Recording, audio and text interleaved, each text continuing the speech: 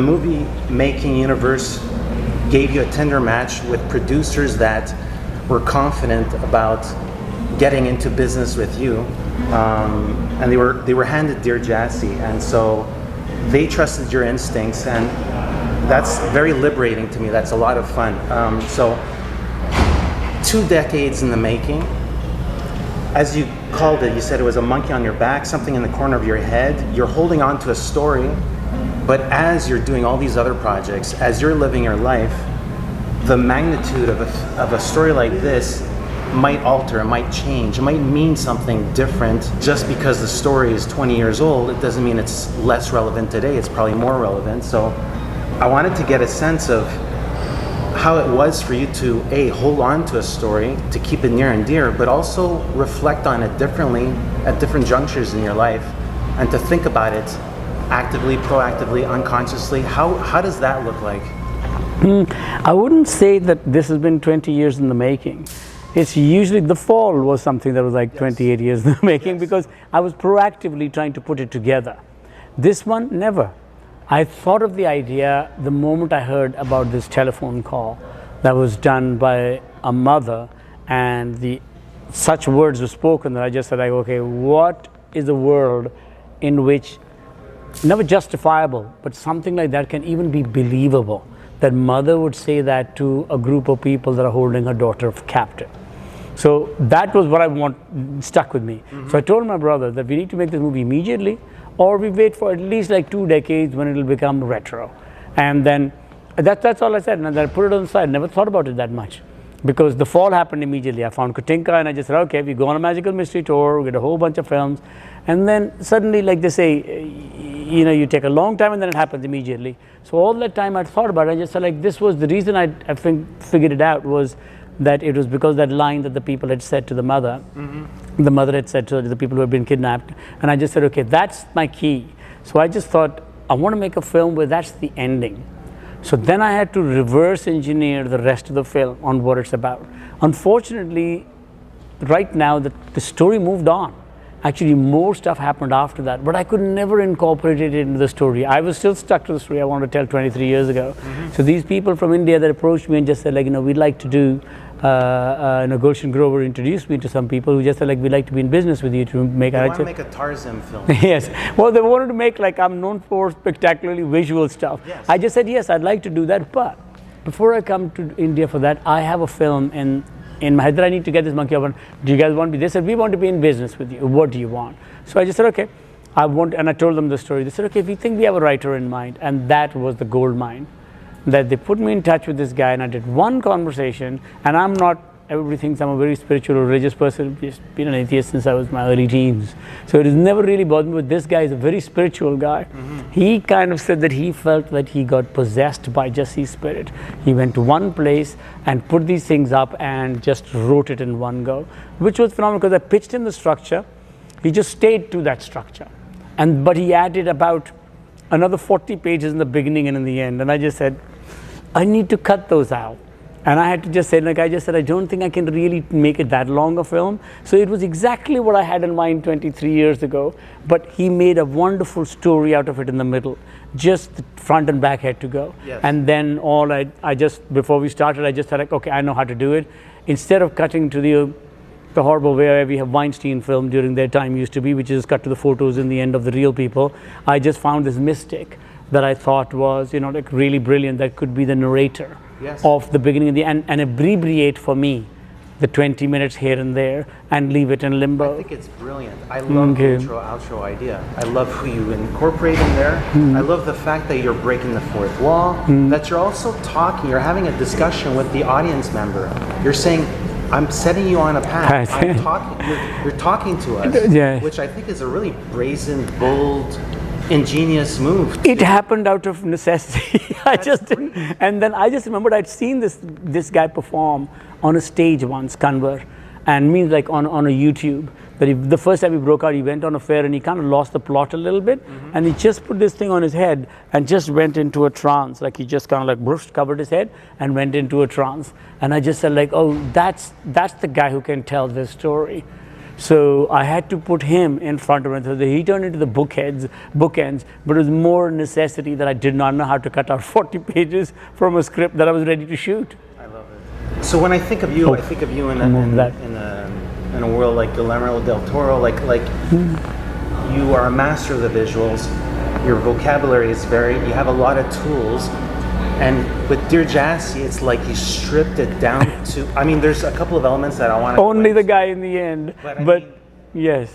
The medium shot, what it did for me is just it allowed me to belong to that world. It allowed me to get into these two characters' mindsets. And so I was wondering if... It was very intentional. That's a great way of putting it, what you just said. That's exactly what the intention. When I told the writer, I said, now, this is not what I'm known for in the filmmaking world. I do commercials and I do music, and those are very much, sometimes I will do things that they will not be able to recognize it's my kind of ad. So I have done that kind of work, but not in this kind of, like, usually I'm known for spectacular. So when I was doing it, I just told him, imagine this film, if you're writing it, because he had written some dream sequences and everything. I told him, take them out. This is not that film. So I said, imagine that this was a script written by, let's say, Gaspar Noé or Haneke, and it gets directed by maybe Farhadi, like, you know, one of the Iranians. So I said the two words do not belong together, but they kind of have a similar feel for me, that when let's say, when Haneke will do a movie, he could take the most atrocious subjects, really bang runners, and basically make a movie about it, and really banally. Whereas the Iranians will take a really banal situation and make a kid losing his homework or a divorce look like the end of the universe.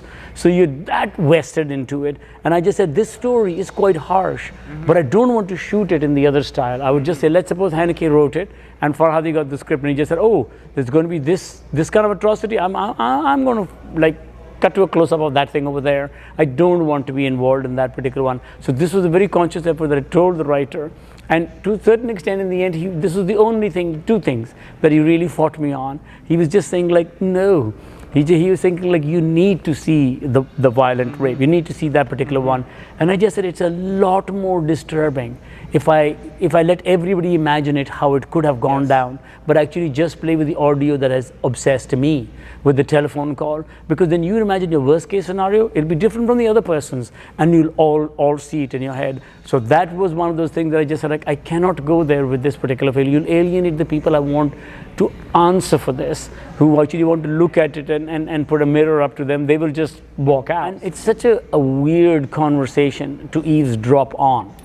And I had to write that particular one, and unfortunately for me, the mystic, you know, who sings in the end, he's in the vicinity to do the closing chapter. And that was the only time that so much acting was required from the actors, from those people. They were a theater group, because I just said, if you could hear the atrocity of what's happening out there, and I come to the singer, he's not going to be able to sing.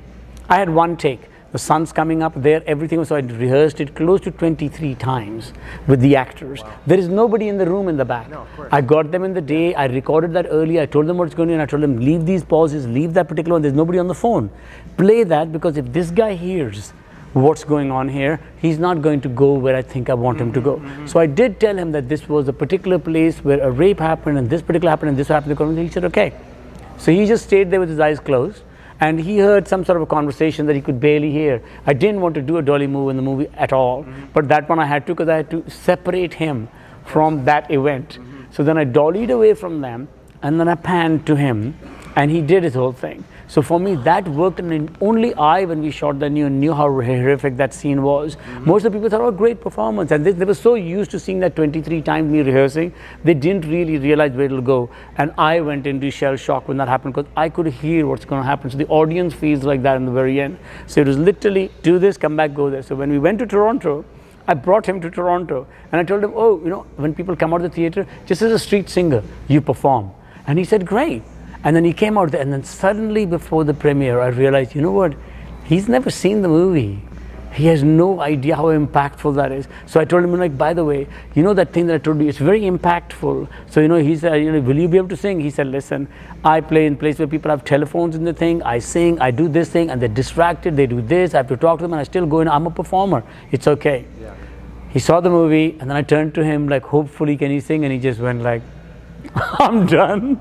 Like, I'm not singing here. And I told him, I understand. Yeah. So and the producer was like, what, you flew him all the way there to sing the song? I just said, no, you've got to let him cut him some slack. He has no idea what he sang that thing for where he was. I kind of saw it out there. I should have shown it to him before and then not shown him in the cinema and taken him out.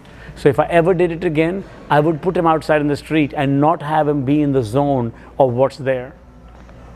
I want to say just his presence alone probably uplifted a lot of spirits. Yes, it did, because he is such a spiritually one. He's like a Sufi, and Yes. he's so wonderful. He's just so wonderful. You called it the other day. I was at the movie theater with you, and you said this is an anti-popcorn movie. It's like there's a moment, there's a fracture in the film. I don't want to give away anything about it here, but what type of inner monologue are you having with yourself about the significance, the symbolism behind that shot? I mean, it's technically it's a difficult POV to pull off. You're talking about the ending and the motorcycle POV. Yes, the car that follows the scooter. I don't want to give away too much Okay. about it, but it's the moment where I said, oh, okay, Tarsem has now given me the movie that I needed. And it's not to Thank you. to bring anything less. It's amazing you mentioned that shot. Nobody has. I'll tell you why. It is a complete mistake, and then I embraced it for what it was. Yes. I had to do this movie. I just said, in this movie, I wanted you to be in a state of shock without ever seeing anything violent, without ever, even though you might hear it. When it came to that, I had these stunt guys come over, and they would say like, oh no, this will happen. Yeah, we can do. You shoot a telephoto lens, and you can do this thing. And I just said, like, no, it's not going to be that. It's not. I know how to make a telephoto lens and make it look like the scooter just missed that thing. I've shot a million commercials. It's not that thing. It is a personal film. You need to come with somebody's point of view, and you leave with somebody's point of view. So I just said, here it is. So it is very difficult to make the stunt look real because you're on a wide-angle lens, without telephoto or anything, with nothing to hide. As in the performances, there is no coverage. It's all medium shots. So if people can't act, you're dead. If out of 10 people, one person is not there, all 9 are wasted. Because it just, that's a rod I'd made for my own back. So when we did this particular shot, I put it there and I just said like, and actually funny enough, of all the people you mentioned, my director friend, it was Fincher's favorite shot. Because he just said like, it's not how you would do an action scene. Like, why would you do that? And he said it was such a strong like view. And I just said it was one, it was deliberately done like that. And second, it was a disaster. So we shot that, and typically Indian bravado thing, where when we did it, I did not want the guys to crash on the road. I just told them, go in the bush. And when you go in the bush, these people will go in the bush, and they'll come back and their swords will be red. That's what I wanted. They came in and they showed me the rehearsal, and they got up there, and I knew the typical thing, the wardrobe people screwed up and they gave these people short sleeves. So you couldn't pad the person, you couldn't do anything. So this girl stunt woman is sitting in the back and they fall on the road. And I told everybody that I did like in the ending shot that if the UFOs come out when you're shooting or anything, you stay in character. You do not do anything, you play. So he went out there, the girls sat down, and all this played, and I could tell that she almost got hurt. And they did this thing, and they took the girl and they carried on. Then I just said, okay, it didn't work. So I just said, this is what we need to do. It needs to go in the bush. They said, yes, okay, we'll calculate that and we'll go. And I said, okay, I'd allowed, literally, it's one shot. And like the other one, I did 17 rehearsals during the day, and it was only one take at night. So in this particular one, I had said allowed 3 days for a shot that I thought I could get in first day. So next day I come, and the stunt guys really have not changed any of their approach. They've still got this girl, and I could tell she's nervous, that there's a her thing. So she came in and she played it really safe, and I just said, okay, it doesn't work. Before I called her, I just see, they said, no, we have a guy who can put this thing on. And I just said, okay, but here is the thing. I don't want the violent part. Just go. And they said, okay. But I said, but whatever happens, I will take it. This is the last one because the time was for the sun to go. Just haven't gone. We had a window of one shot. The guy goes in there, and of course he falls in the middle of the road. And then the people who've gone to pick her up slip and fall, and they take too long to bring her back. So I just said, like, I looked at that shot, and I just said, we can do it once again. And I just looked, and they're just going to hurt somebody. And I said, and what is the backup? Like, if this is, they had no, I just said, okay, no, I've got it, so leave it. So walk away. Then I went, and I just said, okay, what I can do is make that shot and put the blood in post. It was just something that throughout the film, when anything really bad happens, the camera tends to be looking at the person cooking or whatever, just to go to a different perspective so that you can not see the physical effect of this one. In this particular case, I had it in my face, so I just said, okay, let's put it in your face. And I put that particular part. And then I kind of, later on, I was about to go back because we lost the two main actors when we had shot in India, the mother and the father, the uncle. They couldn't get their Canadian visa. We found out the guy had done all sorts of illegal stuff before. Then I told him, like, hey, why didn't you tell me before? And he goes like, what, they still remember? I said, why would they? It's not them remembering, it's a bloody computer. So I had to recast. And when I'm going back to India, I went like, you know what? Let's redo that shot. And then I thought about it. I said, do I need to? Then I always remember one of the biggest rules that I always love is from Groucho Marx, where he said, you know, for the film that he makes, he said he basically likes to let the audience outguess you and then double cross them. So I said, all throughout, I've just said, it's okay. You know, they're about to kiss, I will leave. Nothing, I'm not going to show you anything. And then the worst thing is in front of your face. And everybody's shell-shocked, and then comes the last scene where you're thinking, okay, this is really violent, maybe he'll take us in, and I never do. So I think that's what's disturbing, that people are on the edge thinking like, that's what a friend of mine told me. He said, like, I was just thinking, like, please don't go in there. But I had already broken that rule by promising I wasn't going to show you something, and then I did. Yeah. So here when that happened, he said, that's what exhausted me. When my nails were hurting from thinking like, you know, you set up a rule, then you broke it, and then you're gone. Kind of how the most brilliant way ever done is in Funny Games, where you just take a remote control and rewind, which is like, hey, wait a minute, that's not allowed. He says who? It's a movie. So for me, that was kind of a setup. It was a bit of a disaster. I almost reshot it. Then I just said, forget it. They're just going to hurt somebody again, and this is what's naturally come out, leave it. And there was no coverage in all these things. Yes. There is no coverage. Embrace the flaws, because ultimately it might give you a lot more. It did in this particular case, because I could fix it in post. Yes. The synergy of working with a relatively newcomer who doesn't speak English, not that you were... Now he does, because he took lessons. I mean, this guy's true. He's brilliant. He picks up everything. Yeah. I don't want to show him hockey because he'd probably be a hockey He will. Have you seen his like quads? No, the guy's Yeah. built in. And Yeah. I need to go to the gym, but that's besides the point. Essentially, all your life you've worked with professional actors. Here you're given... Katinka in The Fall, the main actor, never done anything before in life. She's a child. But that's a child, you're right. I'm thinking of Lee Pace, but yes. Right. I mean, the child... Lee Pace had done one thing, yes. Really? Yeah. Wow. And he had played a woman. And that's why you were able to grab him and bring him all over the world, right? And he had played a woman. He hadn't even played a guy, so I knew nobody would recognize him. That's amazing. But yeah, there's something fun about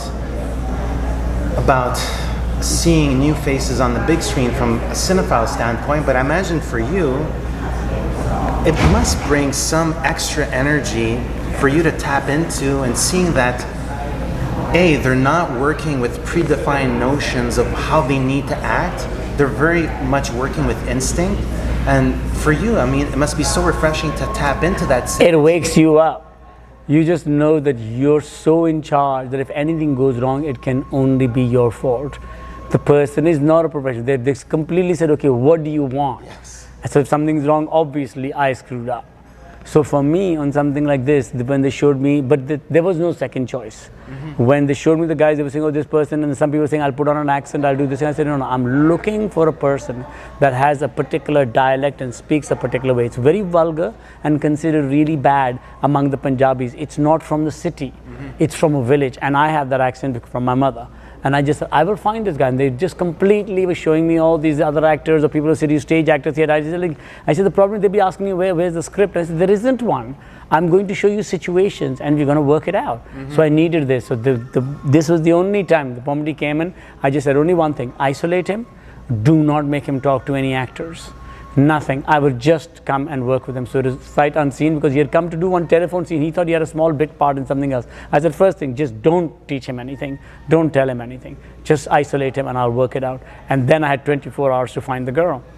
And that was a crazy story in itself. That was it. So I just said, because it was going to fall apart. So I just said, like, okay, let's find. And then, of course, typical Indian fashion, after I did find her and, like, got her, I find out that she had actually auditioned for the part, and it had been lost in limbo. And I just said, like, so how many other people who were perfect showed up that I didn't even see? And what they were showing me were people in their 30s, but you just like, how old are you? Well, I can play. I said, I know what it plays. What does your passport say? Like, I'm just trying to see that if I wake you up early in the morning, you won't have to be able to put on the makeup you've put on. We're going to be shooting raw, and you're going to be shooting with somebody who doesn't speak your language mainly. And that's exactly how their attraction was so physical. My only handicap I was thinking was why cast such beautiful people?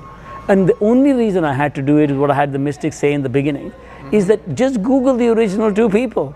They were gorgeous, yes, and the reason it happened is that literally it was physical. There's no debate about Shakespeare or Freud or anything. It was literally, she's from a really conservative place. She's a topless hunk of a guy in a sport, and even though I put in 3 scenes, and still in the Western audience they go like, they fall in love too quickly. I said she in real life saw him the same day in the scooter, said I love you. She was just like, this is it. It was that physical. So they had to be beautiful. It didn't have to be that she went for his intellectual prowess or this thing or anything. It was pure physical, yes, animal, beautiful. And I love the rooftop shots, those different point of views, that exchange. Thank you. Because nothing happens. All you do is look at that person and think, whew, if I could. They're sleeping together under the stars, but they're not sleeping together. In different rooms. It's just amazing, and it's just so charming, and that's why I think what's fun for me is like, I'm a huge fan of Haneke. So when you bring in difficult elements, it's very polarizing. For me, it just speaks to me, because that's what you want. You want their connection to be that meaningful that when you take them away.